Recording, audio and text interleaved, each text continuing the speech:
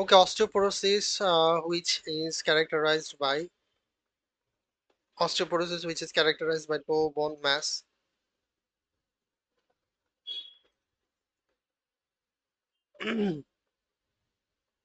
Osteoporosis is characterized by low bone mass and increases a person's risk for fragility and increases a person's risk for fracture resulting from minor trauma such as fall from standing height. The risk of osteoporotic fracture is the greatest in postmenopausal women of advanced age and those with low BMI, excessive alcohol consumption, and low long-term glucocorticoid use. The risk is also significantly increased in those with prior fragility fracture. Current smoking also raises the risk, smoking cessation can stabilize bone density and may reduce the fracture risk. Screening for osteoporosis with DEXA to measure bone mineral density is recommended for all women at age 65 for young and for younger women who are at significantly increased risk for osteoporotic fracture. These patients fracture rib while coughing, low trauma fracture, so DEXA testing is warranted. The FRAX risk calculator can estimate the risk of fracture without the DEXA result, but it is much more accurate if the bone mineral density is entered.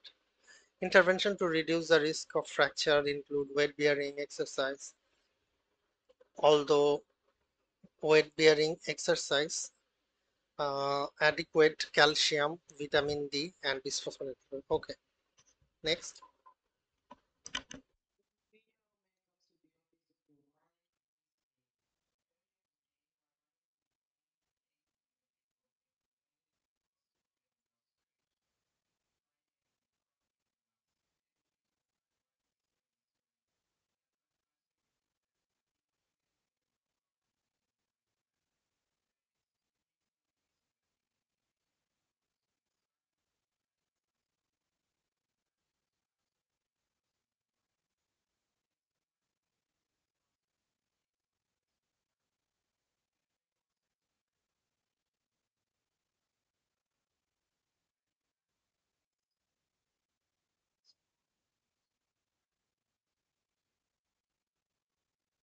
Next page.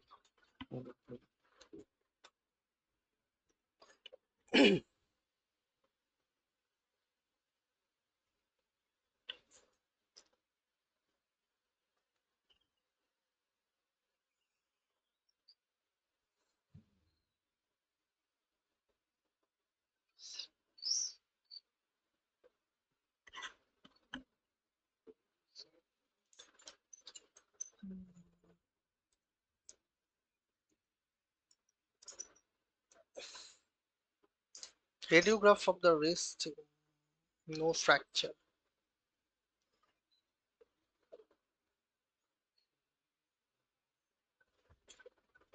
Yes, maybe.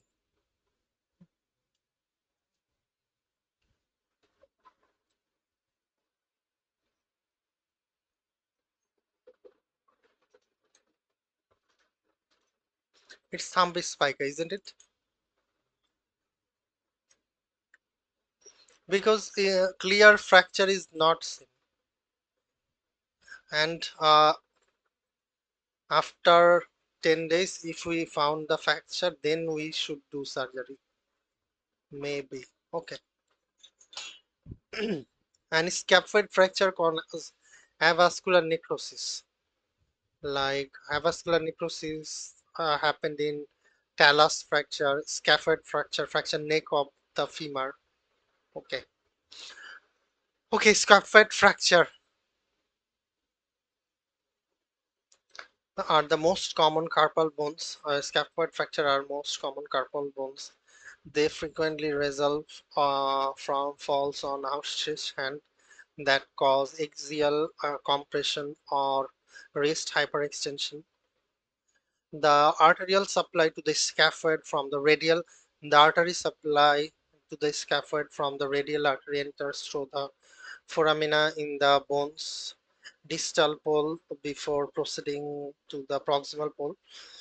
Scaphoid fracture can disrupt flow to the proximal segment, leading to avascular necrosis and non-union. Avascular necrosis and non-union. Scaphoid fracture are characterized by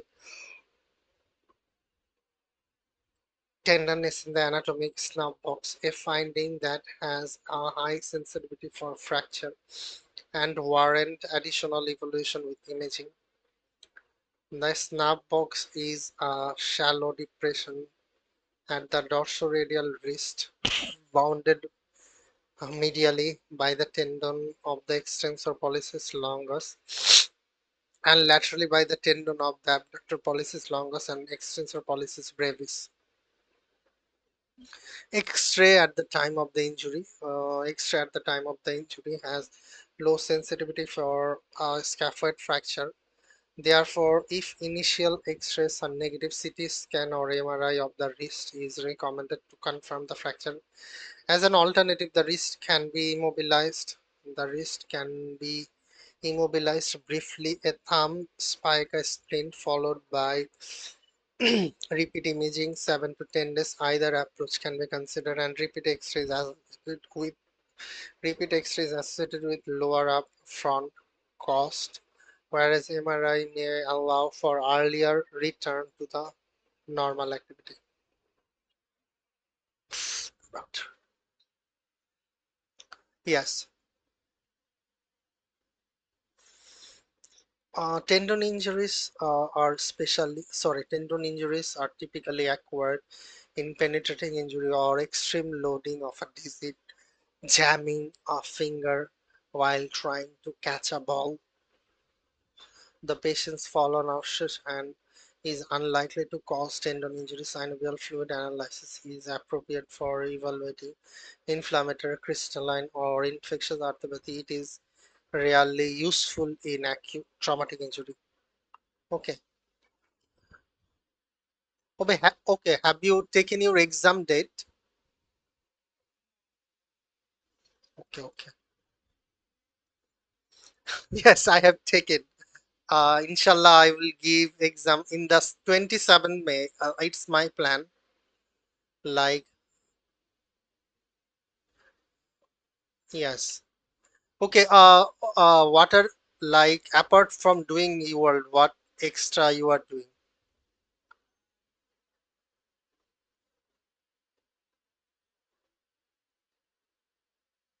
Okay,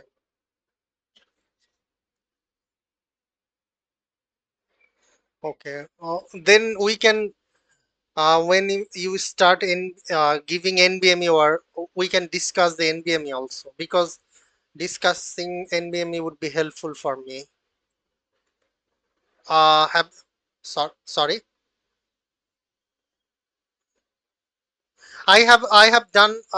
You start giving CMS cases? Okay. When you are going to start? Like in this month? Okay, okay. You can do side by side CMS form.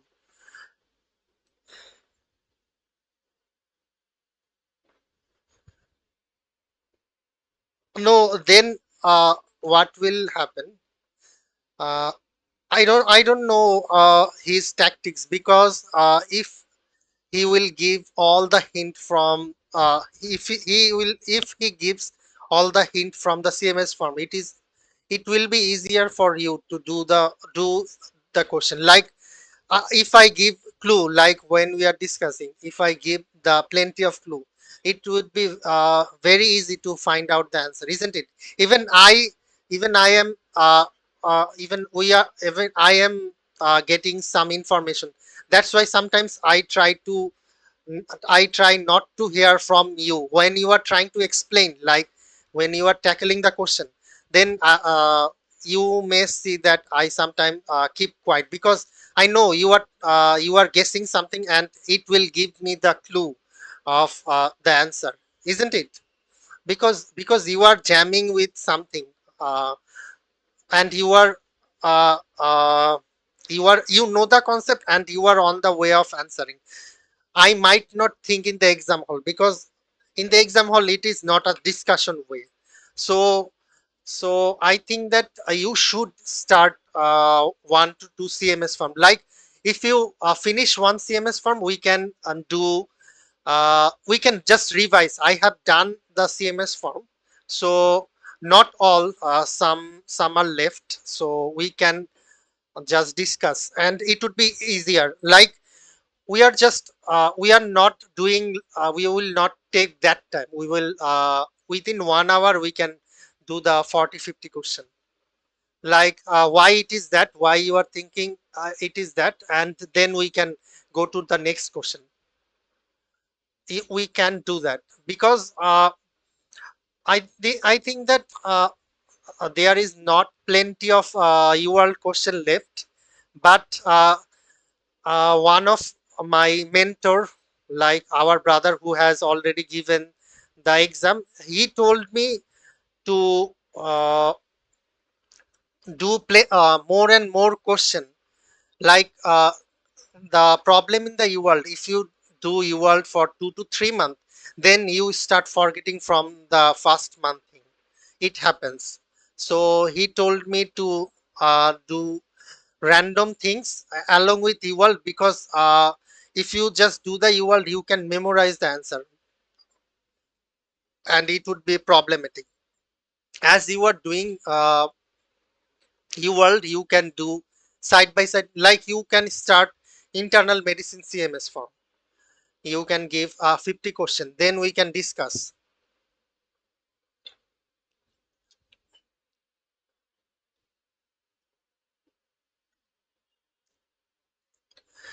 uh, that is another problem. I am telling you. Like I suppose I am teaching you the MSK now, and I am telling you every clue that it will happen, this will happen, and that. Then you can pick up the only the jest portion. But when you see the question, they will not gonna give you the jest question. And what your tutor is doing, like he is enhancing your mark. But when you are in the exam, this is not the question, it will come. There are plenty of questions, isn't it? So you need the concept. So I think that try to build up the concept, not try to get the gist. Okay, I know I have discussed a plenty of things.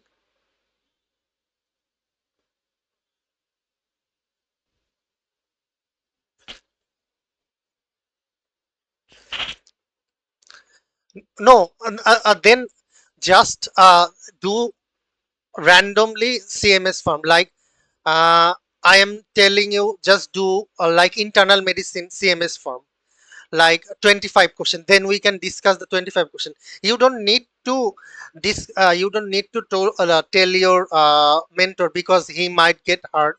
So you do it by yourself. Like you think that this is my exam and I don't know this question, because what the mentors actually try to do, try to show that you are improving. But when subconsciously you are giving the exam, you are not improving.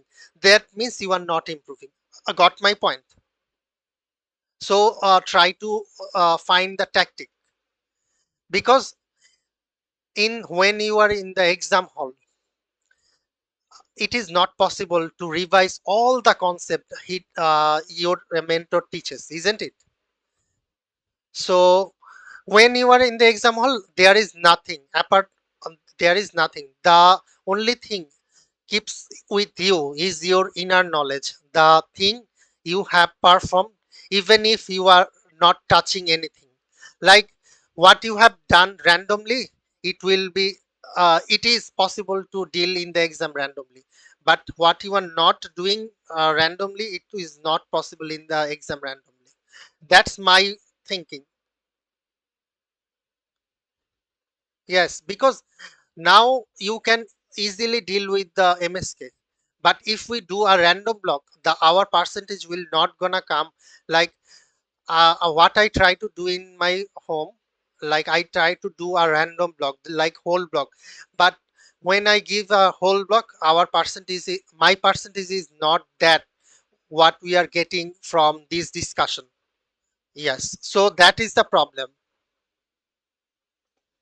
So think it is because if you give CMS form, it would be helpful for both of us, because if you like, if you do 25 portion of CMS form, then we can discuss the 25, then your CMS form will be over, and we can deal with the NBME. Okay. Okay,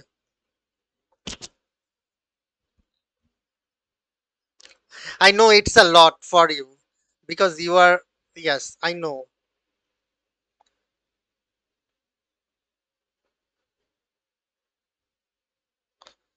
Yes.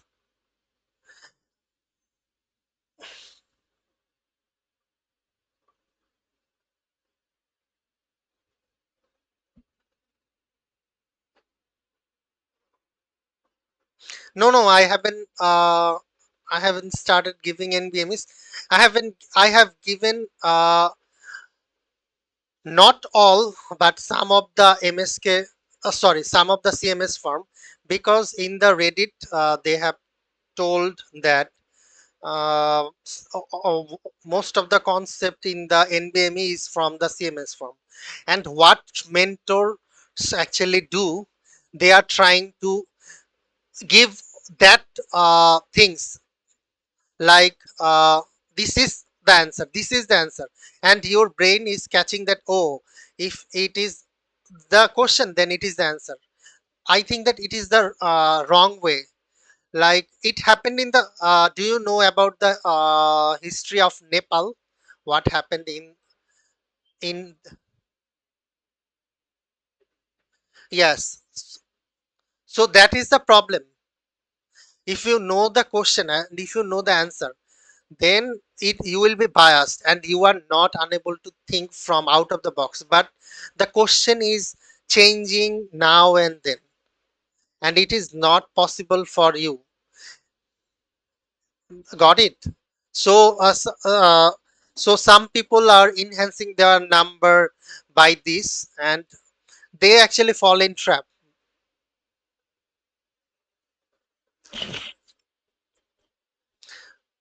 because there is plenty of thing like AI and this thing, they can judge you, they can know what you are thinking, or they can catch the biasness. So that's the problem.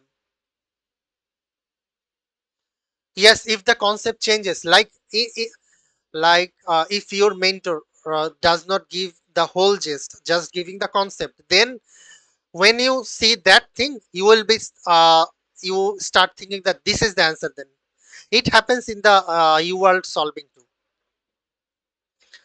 So most of the time it happens to me too, like when I have told you that what I have, when I found the clue, then I stop thinking the otherwise. That should not be happening. Okay. Okay. Lots of chit chat happened. Okay. Now,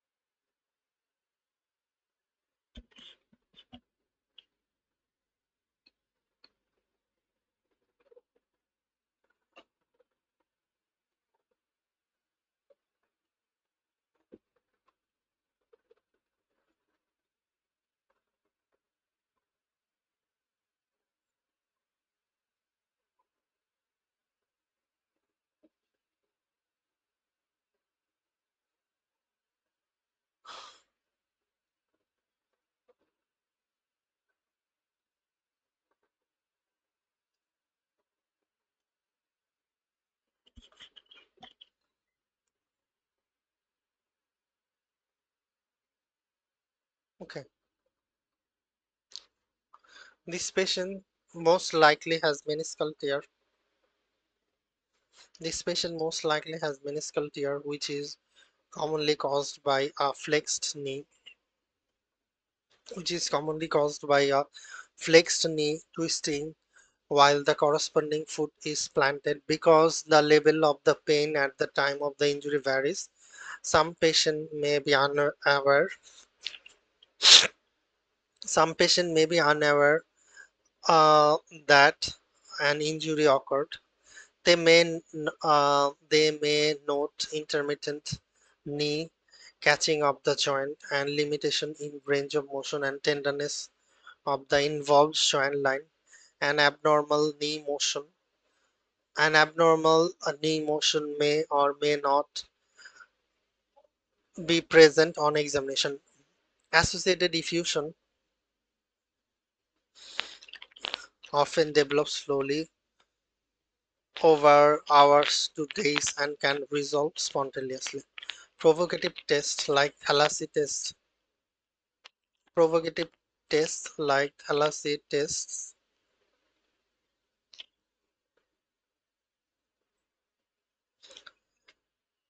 and McMurray test can confirm the diagnosis of the meniscal injury.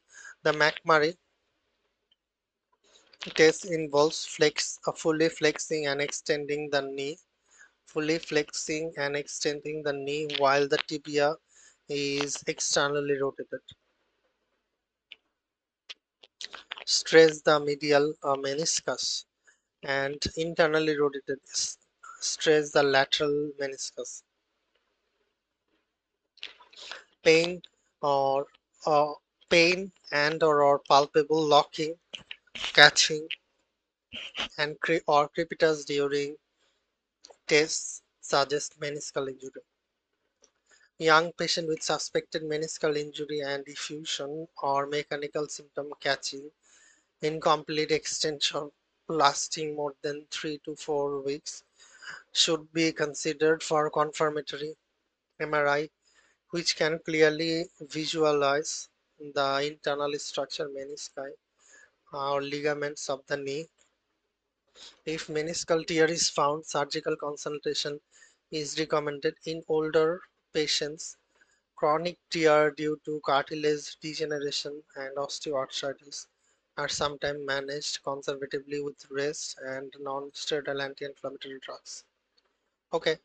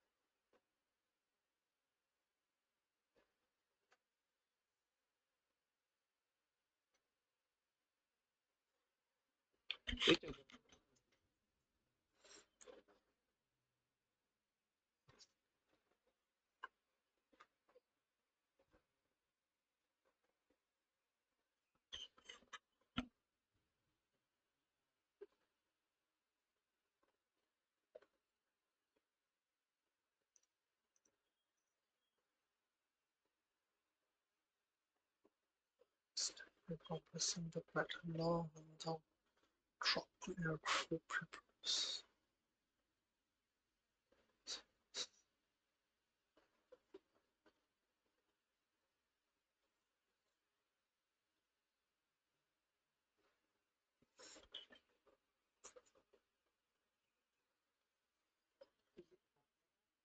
Sorry, patellofemoral pain syndrome.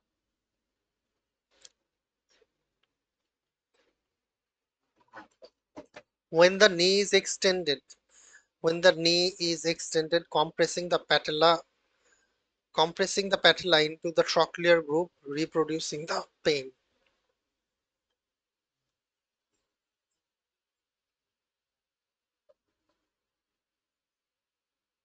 Yes,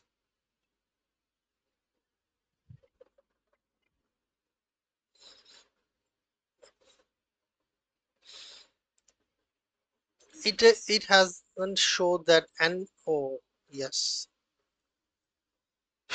So anterior right knee pain.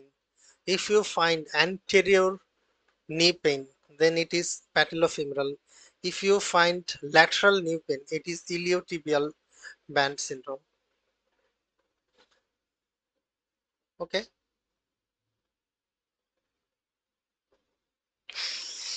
Okay. This patient has poorly localized anterior knee pain. Typical features of patellofemoral pain syndrome. Patellofemoral pain syndrome is one of the most common causes of chronic knee pain in young women. It is usually related to chronic overuse, but can also occur acutely following trauma. Symptoms are typically worse during weight bearing with knee flexed. Symptoms are typically worse during weight bearing with knee flexed, squatting, ascending or descending stairs, or when running or sitting for extended periods. The precise source of pain is variable and the precise source of pain is variable and not well understood, but generally involves the track of the patella in the trochlear groove of the femur. The diagnosis of the patellofemoral pain syndrome is primarily based on characteristics, history, and examination findings. However, no individual findings has clinical utility. No individual findings has high clinical utility, and the examination is often normal. In general, the pain is provoked by maneuver squatting that involved tonic concentration of the quadriceps with the knee flexion. The knee should also be examined for rotational or angular varus or valgus malalignment and dynamic abnormalities. Weakness or atrophy of the quadriceps or hip abductors. The patellofemoral compression test, reproduction of the pain when the patella is compressed into the trochlear group, is often helpful, but may generate significant discomfort for the patient. The initial management of patellofemoral pain syndrome include activity modification, reduced intensity of the exercise, NSAIDs. Patient also should be consulted on stretching and strengthening exercise with an emphasis of the quadriceps and hip abductors. Okay, yes.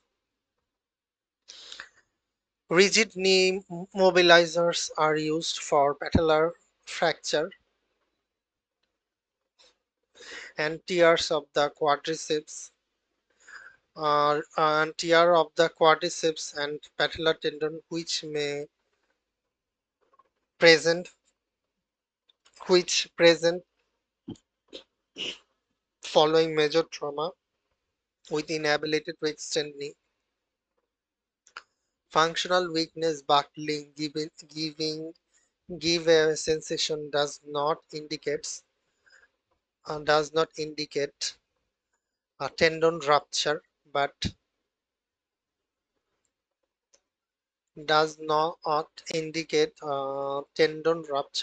can occur in a wide variety of tendon, ligament, joint disorder, soft, including patellofemoral pain syndrome.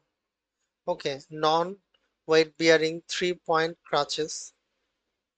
are 3-point crutches are typically used for acute fracture and sprain of the lower extremity, although patients with patellofemoral pain syndrome temporarily reduced intensity, temporarily reducing the intensity of exercise and avoid activities that aggravate their symptoms. Non-weight bearing crutches are not necessary. Okay.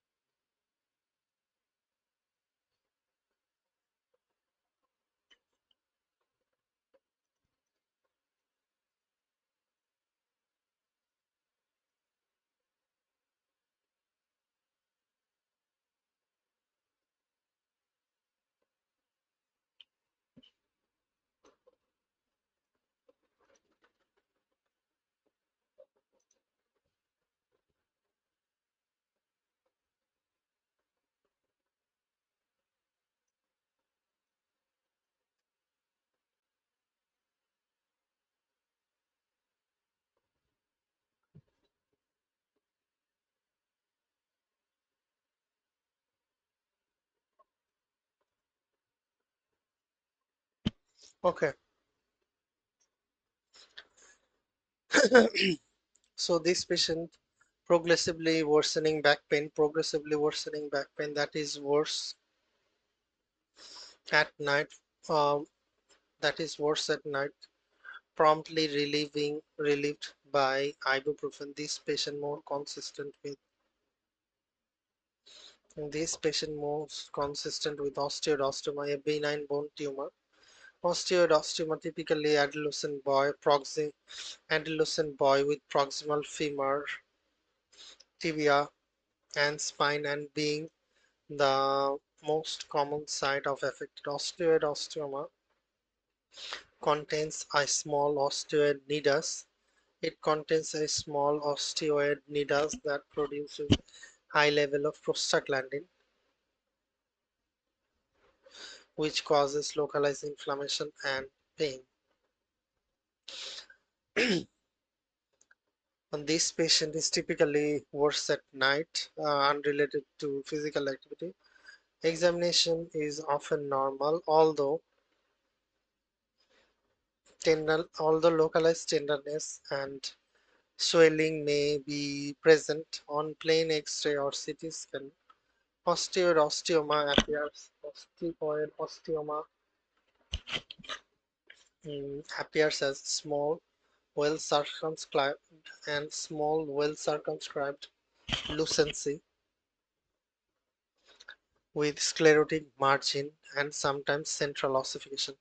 Most osteoderma resolve spontaneously over several years, and serial imaging should be performed to monitor the lesion. Management include NSAIDs and which block production of prostaglandin and provide effective pain relief. Surgical resection is typically reserved for with refractory symptoms. Okay,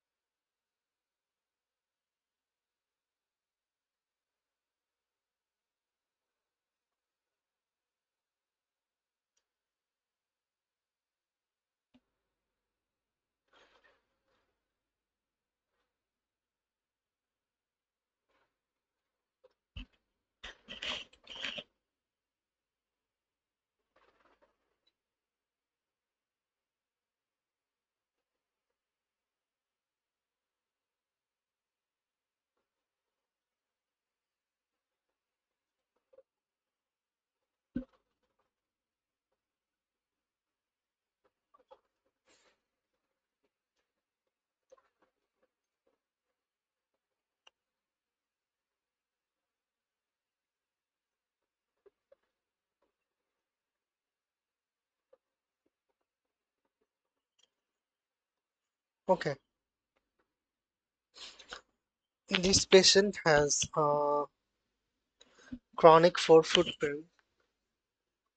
This patient has chronic forefoot pain consistent with an interdigital Morton's neuroma. This disorder is not true neuroma, but is this disorder is not true neuroma, but is mechanically induced neuropathic degeneration of the interdigital nerve.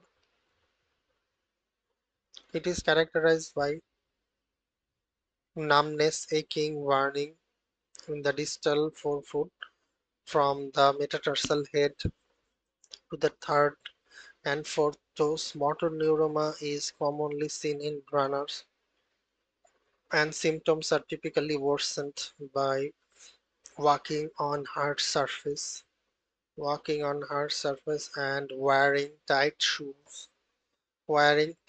or high-heeled shoes. The diagnosis of motor neuroma is primarily made clinically. The pain is often reproduced by lateral compression of the metatarsal head and palpation of the third metatarsal interspace during compression may reveal crepitus Mulder sign. Treatment involves metatarsal support with a bar of padded shoe insert to decrease pressure on the metatarsal head. Surgery is usually reserved for patients who fail conservative treatment. Okay. Yes. Overuse of running injury of the feet. Overuse of the running injury of the feet and ankle. Stress fracture. Insidious onset focal pain in navicular or metatarsal. A risk factor abrupt increase in intensity of training, poor running mechanics, and female with eating disorder.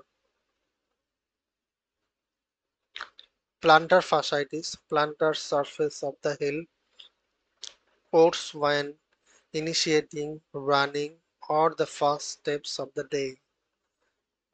Achilles tendinopathy, burning pain or stiffness 2 to 6 centimeter above the posterior calcaneus.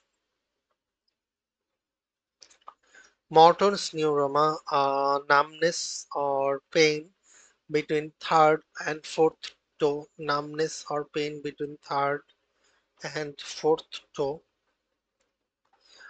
clicking sensation when palpating the clicking sensation when palpating the third and fourth toe while squeezing the metatarsal joint. Tarsal tunnel syndrome, compression of the tibial nerve at the ankle, compression of the tibial nerve at the ankle, burning, numbness, and aching of distal plantar surface of the foot or toe. Okay,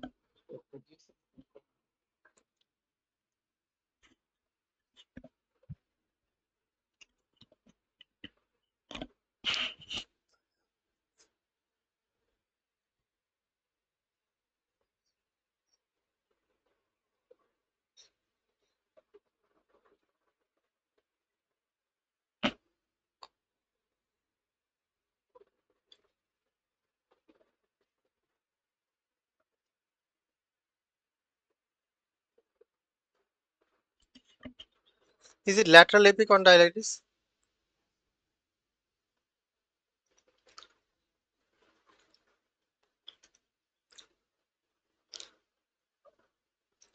Okay,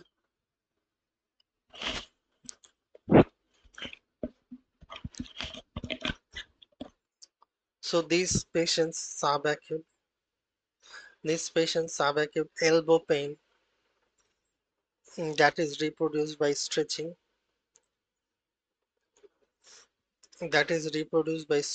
passive wrist flexion.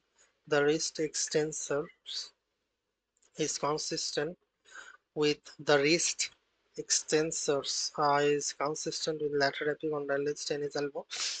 Lateral epicondylitis is caused by overuse of extensor muscle. Lateral epicondylitis is caused by overuse of the extensor muscle, primarily extensor carpi, extensor carpi radialis brevis, extensor carpi radialis brevis, and extensor digitorum communis. Extensor carpi radialis brevis and extensor digitorum communis. It leads to non-inflammatory angiofibroblastic tendinosis at the common extensor origin on the lateral epicondyle. An analogous disorder An analogous disorder can occur at the origin of the wrist flexor at the medial epicondylitis. Patients usually have a history of repetitive, forceful extension of the wrist. Examination findings may include tenderness at the lateral epicondyle and reproduction of the pain with resisted extension, muscle contraction, or passive flexion, that is muscle stretching at the wrist. Management includes activity modification of NSAIDs and counterforce bracing.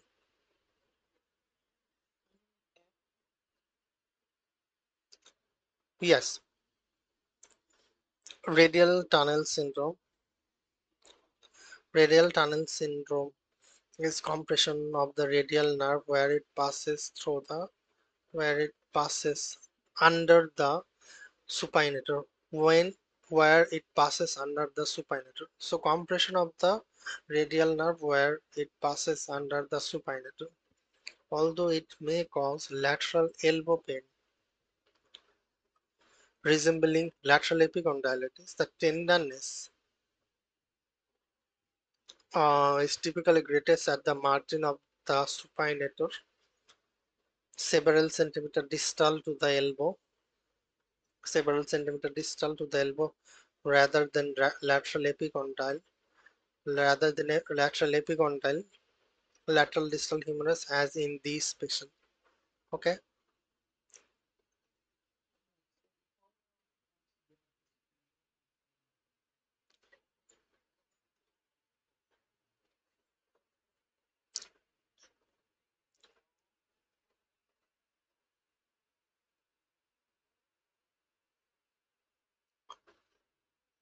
Okay, I want to make you learn another thing. In the Google, there is, do you know about Go page, Go full page?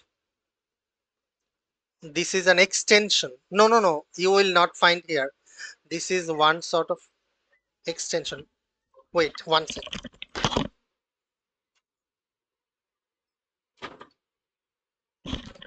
Okay, I'm sorry for taking your time.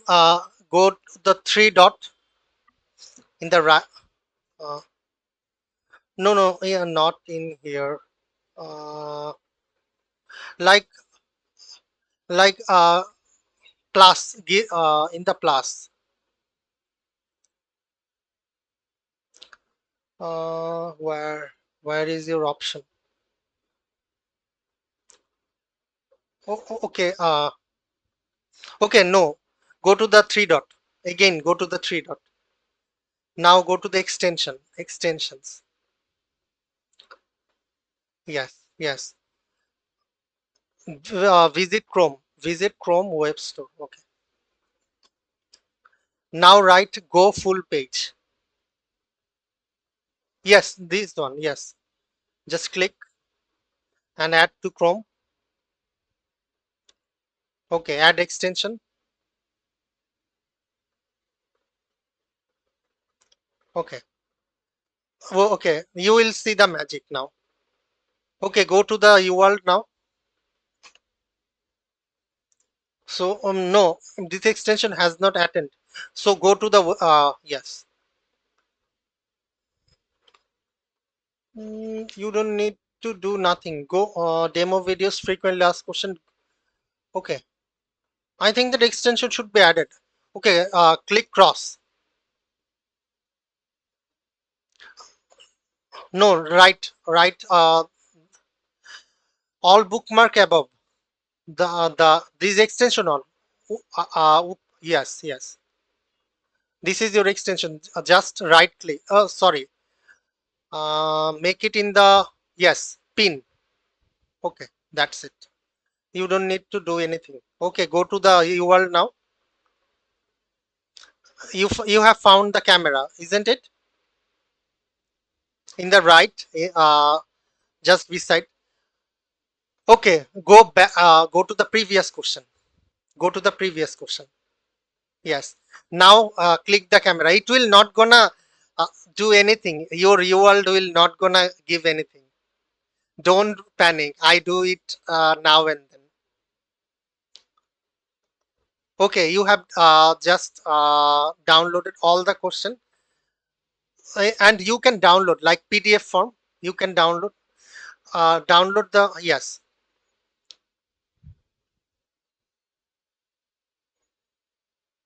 Yes, it's just a screen capture. Why I am just showing it to you? Why I am showing it? Like we have doing lots of question.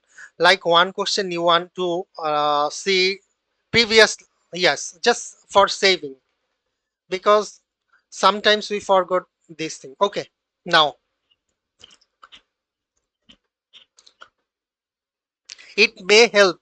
Like it is just one question. If you you can copy the entire PDF with this.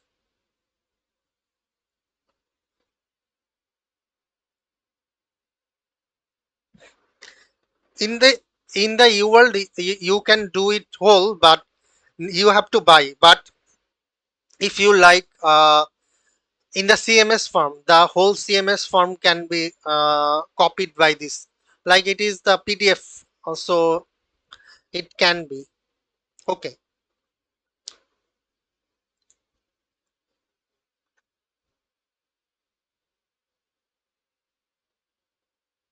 Y- Yes, you cannot take the screenshot, but you can do full page. Like you can uh, save the entire question.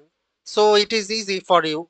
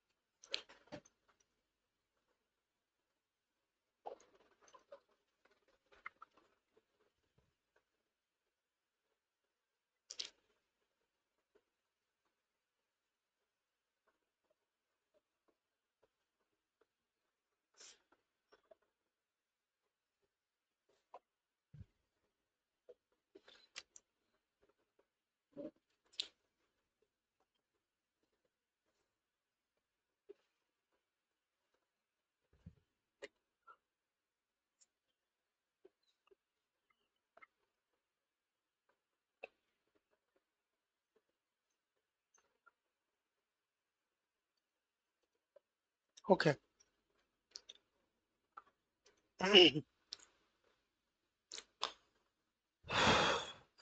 Most acute low back pain is due to mechanical causes, muscle sprain, ligamentum sprain. It improves with rest and resolves over 2 to 4 weeks. However, this patient inflammatory back pain, which is characterized by gradual onset pain and stiffness that worsens with rest in the later part of the night, mm, and improves with activity. Inflammatory back pain typically begins at age less than 40 and its characteristic feature of spondyloarthritis and inflammatory arthritis of the spine. The most common cause of spondyloarthritis is ankylosing spondylitis, which characteristically affects the sacroiliac and apophyseal joints of the axial spine. However, spinal movement can occur with psoriatic, reactive, and arthritis associated with inflammatory bowel disease. Spondyloarthropathies affect the sites of ligamentous insertion enthesitis, eventually destroy the articular cartilage, resulting in progressive pain and stiffness. Examination findings are often normal early in the disease course, but patient may show reduced spinal range of motion and tenderness at the sacroiliac joint, and at tendon insertion site along the vertebra, hence an insertion of Achilles tendon.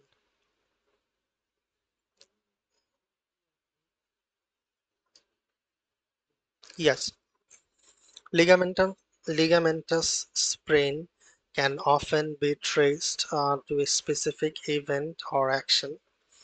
Patients typically experience more pain with involvement and improvement with rest. Typically, symptoms generally resolve within days to weeks. Lumbar disc degeneration can present with mechanical back pain or lumbosacral radiculopathy, pain radiating below knee along the sciatic nerve.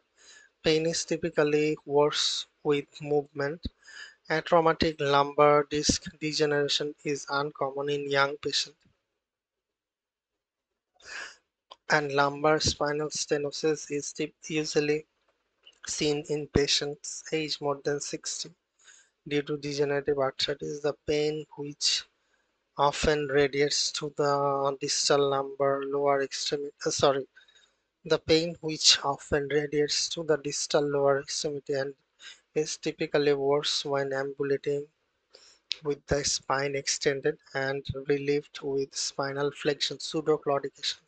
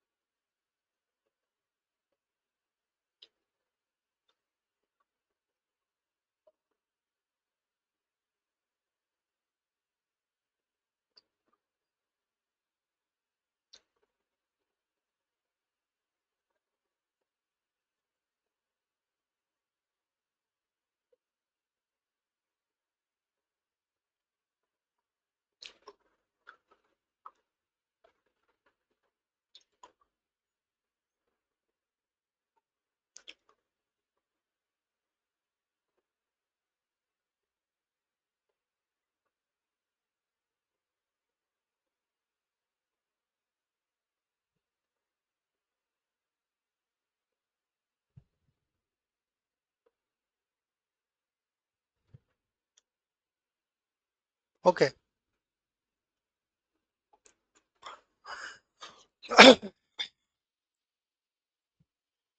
the patient has this patient has an anterior glenohumeral dislocation. This patient has an anterior glenohumeral dislocation confirmed on X-ray, confirmed on X-ray, showing inferomedial displacement of the showing showing inferomedial displacement of the humeral head in relation to coracoid process and glenoid.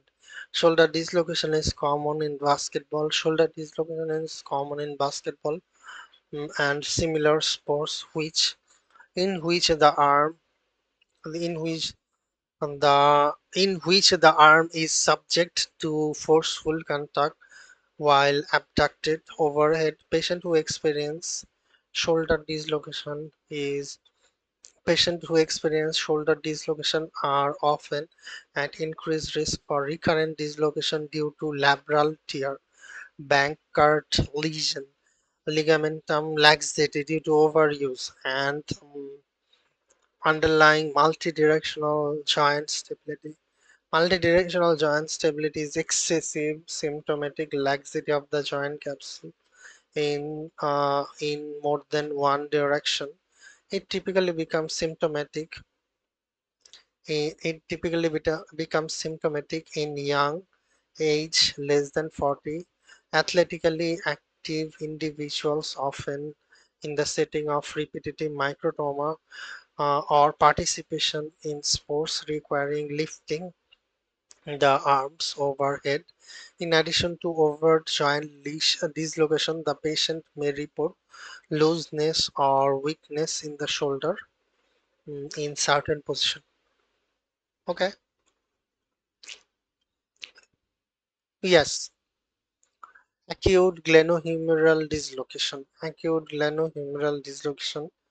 blow to abducted or raised arm, fall on outstretched hand, violent muscle contraction, seizure, anterior dislocation, arm held in abduction arm held in abduction and external rotation, and anterior prominence of the humeral head, and posterior dislocation, arm is adducted and internal rotation and loss of anterior contour, prominence of the coracoid and acromion, close reduction and surgical repair, and immobilization and progressive rehabilitation. Okay.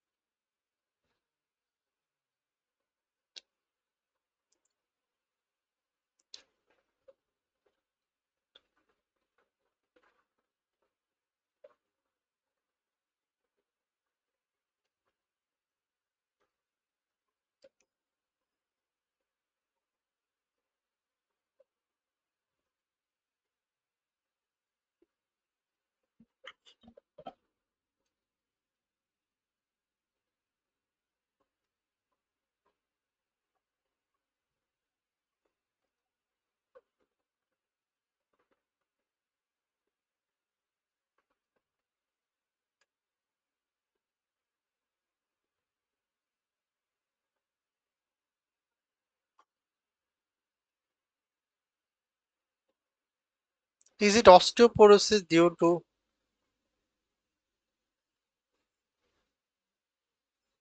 but low dose prednisolone causing, is this that, like avascular necrosis? So MRI, low dose steroid like prednisolone is causing this. He has his SLE and low dose prednisolone is causing this. Okay.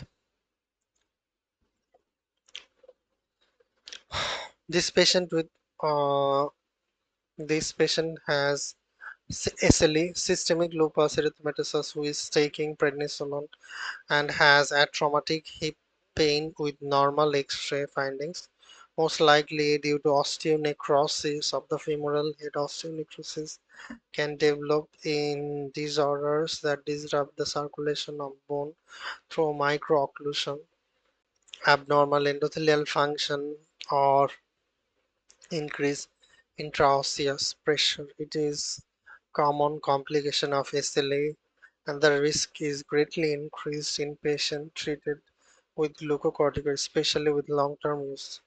Osteonecrosis of the femoral head is characterized by pain in the groin, thigh, or buttocks and is worsened by activity. Early examination finding may be normal, but progression of the disease can lead to reduced range of motion, particularly internal rotation and abduction, and joint instability. In the first few months, X-ray are also often normal. MRI is more sensitive test. MRI can reveal boundary between the normal and the ischemic bone, as well as a zone of hypervascularity. In advanced cases, plain X-ray shows subchondral lucence crescent sign,